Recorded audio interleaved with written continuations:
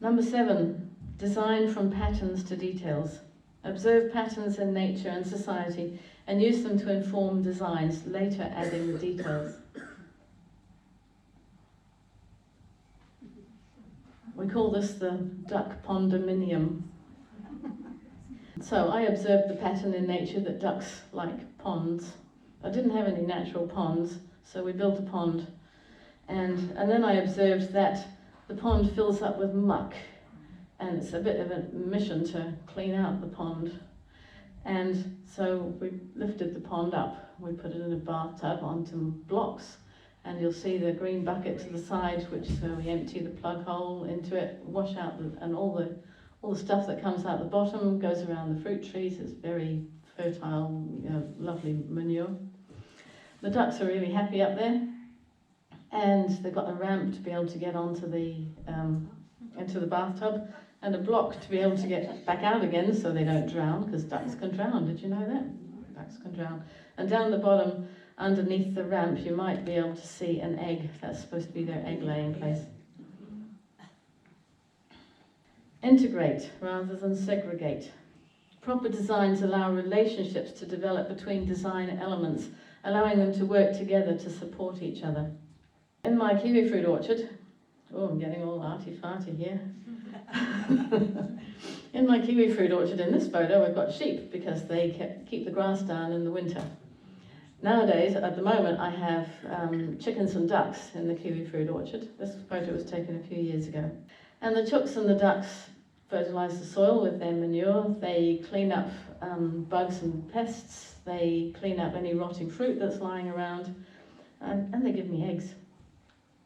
So that's just a little example of integrating rather than segregating. Most farms would have a kiwi fruit orchard and the ducks there and the sheep over there. Put them all in together in a mutually beneficial synergy. Number 9, use small and slow solutions. Small and slow systems are easier to maintain, make better use of local resources, and produce more sustainable outcomes. This is Ra. He's 2 hours old. He's my small, slow solution. That's his mum, Clarice. Ra is about 6 or 7 years old now. This is an older photo. But he was a very small and slow solution at the time. They eat grass, they add their manure to the soil, which keeps it more fertile, and they give me a fleece every year. Now, some people say, why do you keep sheep if you're not breeding them and eating them? I can't really answer that question. It's just that I like my sheep. Number 10, use and value diversity. Diversity reduces system-level vulnerability to threats and fully utilises its environment. So, here's some more woofers. From the left, there's Sigrid, who's from Germany, Mazzy, who's from America, Paula, who's from Germany, Matilda, who's from Italy, and Vince, who's from Holland. And in this photo, Matilda is teaching all of us how to make gnocchi. And it's one of the things I love about having people from different countries coming. They cook different foods, they have different languages, they wear different clothes. No, not so much these days. So at the time when I used to have lots of woofers from lots of different places at a time, we used to have a night of cooking Italian or French or German or whatever. And one person would teach everyone else how to cook their grandmother's favourite, and we'd all enjoy eating it. Oh, you can also see here in my kitchen, I've got lots of herbs hanging from a rack in the ceiling. I grow herbs. I'm a herbalist. I dry herbs. I make various things with them, and I sell bags of dried herbs for herb teas and so on. You can also plant trees and berries and herbs and vines and vegetables and root crops and flowers all in the same patch. And that's definitely a part of permaculture. It's not a principle of permaculture, but it is a practice of permaculture. And I thoroughly recommend it. I'm surrounded by orchards where I am. One of them on one side is grapes and straight lines and rows. There's just grapes and grass there. On the other side there's kiwi fruit. There's just straight lines and grass there. On the other side of the road there's apples, straight lines and grass. You know how it works. You've lived here a while. And they're very unsustainable and they're very unresilient. because, as you probably know, they need lots of input. For one thing, they need lots of mowing on all the grass, otherwise the grass will take over the trees eventually. They need a lot of pruning, a lot of treating, all of them are sprayed, none of them are organic orchards any longer. So there's an awful lot of inputs, and they're often expensive and pollutive and imported inputs that come from around the world, fertilizers and chemical sprays and such like. If we set up systems that are mutually compatible or mutually beneficial, even better, then there's much less need for sprays. I haven't used any sprays on my orchard in 10 years, haven't needed to at all. I've got so much growing there, and it's all growing cooperatively, is the best way of putting it.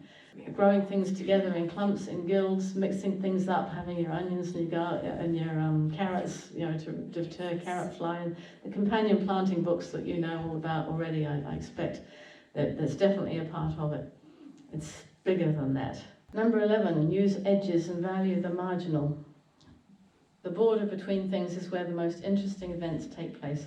These are often the system's most valuable, diverse and productive elements. And one way in which we do this at the Garden of Eden is by planting flax. Along this boundary between my farm and a great vineyard, there used to be a willow shelter belt, but my neighbour took them out, took the shelter belt out, and I should never have agreed to that, but I did, but it exposed my southern boundary to all the southerly winds. And it suddenly got very cold, and my little avocados didn't like that sort of thing. But I also didn't want to plant willows again, partly because all my sheep would eat them, and partly because they'd get that tall again, and then they'd be shading the vineyard again, and the giant willow aphid is a problem, and willows need a lot of maintenance. So I planted flax. As you can see, I'm not a master weaver, but I did manage to make a basket that holds things. And flax is fabulous for all sorts of things. It's not just for kete, but also for rope, for food for animals.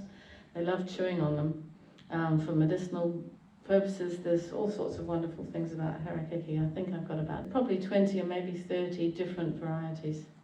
Creatively use and respond to change. A positive impact on inevitable change, and bear in mind that change is inevitable. We know this. You're all old enough to know that, aren't you? When I talk to young people, they don't get that. Comes from careful observation, followed by well-timed intervention. Going back to my hill, that was a pile of kiwi fruit logs and a digger a few years ago, there are 3 banana palms, one of which is just about to flower, and 2 avocados here that you can probably see. The one in the middle of the picture, between the 2 bananas, has got 6 avocados on it. 6 avocados! I'm just so excited. They're going to be ripe in the next 2 or 3 months. I'm just holding my breath that they all ripen, and they're just going to be fantastic. So one reason why we built a hill was not just to use up the waste kiwi fruit, but also to elevate a little bit, because frost rolls downwards or falls down, goes down to ground level, and the higher you are, within reason, the less frost there is. And so, as you know, frost was a serious problem for my avocados, and it also meant that I couldn't grow lots of other things that I'd really like to be growing. So we built a couple of hills, and this is the first one, and it's working. Avocado trees that are surviving the frosts, and banana palms that are surviving the winters, and it's just incredibly exciting. Other applications. Although permaculture began in the 1970s as a means of increasing resilience in farming and gardening systems, its meaning and relevance have since been expanded to include all systems encompassing permanent culture, not just permanent agriculture. So these principles and ethics can be applied to businesses, to families and households, to churches, schools, and even to nations. Just imagine how different life would be if we applied these principles and these ethics, that the planet and the people were of equal importance. Just imagine how different that would be. So here's the challenge. How can you apply permaculture ethics and principles in your own life? I'm guessing that some of you do, at least some of the time. Thank you, Glenda.